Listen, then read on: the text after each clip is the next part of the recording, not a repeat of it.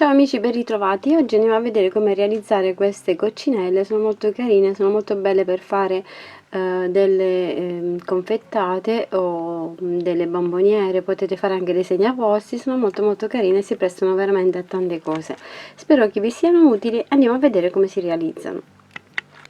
Per realizzare la coccinella per il corpo avviamo un anello magico di 6 maglie, stringiamo l'anello e facciamo un aumento in ogni maglia, saranno 12 maglie lavorate. Una maglia è un aumento per tutto il giro e saranno 18 maglie basse.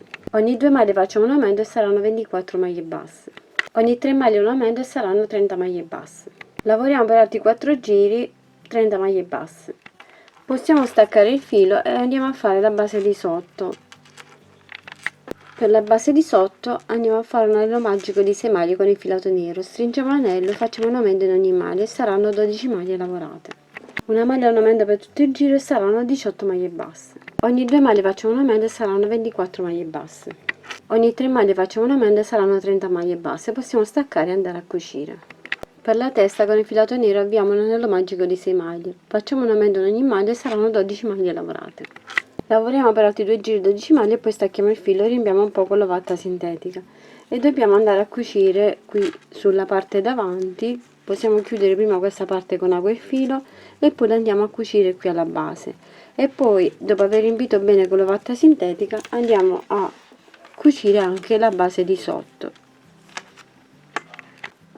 Ho cucito qui la base della testa, la vado ad inserire in questo modo, volendo potete anche cucirla prima se preferite e poi andate a posizionare anche la base di sotto e maglia per maglia andiamo a cucire tutto bene intorno. Potete fermare anche con gli spilli.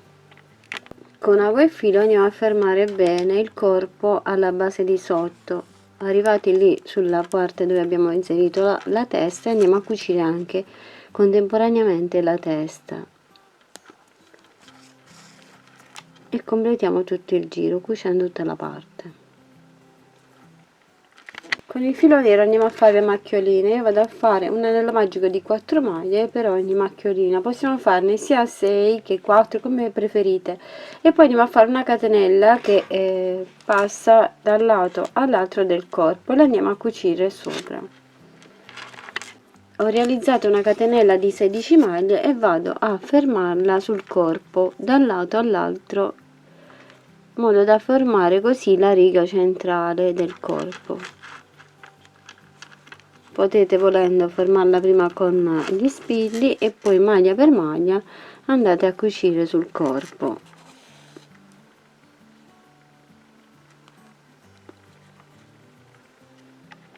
E poi con ago e filo andiamo a fermare le macchioline che abbiamo realizzato con l'anello magico di 4 maglie e le fermiamo bene.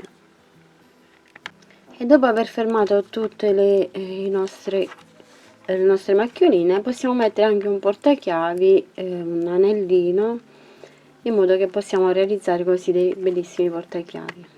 Queste sono le mie coccinelle terminate, spero che vi piacciono, vi mando un grande bacio, un grande abbraccio e vi aspetto alla prossima. Ciao ciao e lavoriamo che ci consoliamo. Ciao!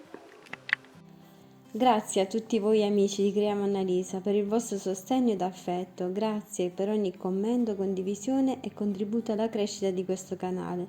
Continuate a seguirmi perché il viaggio continua.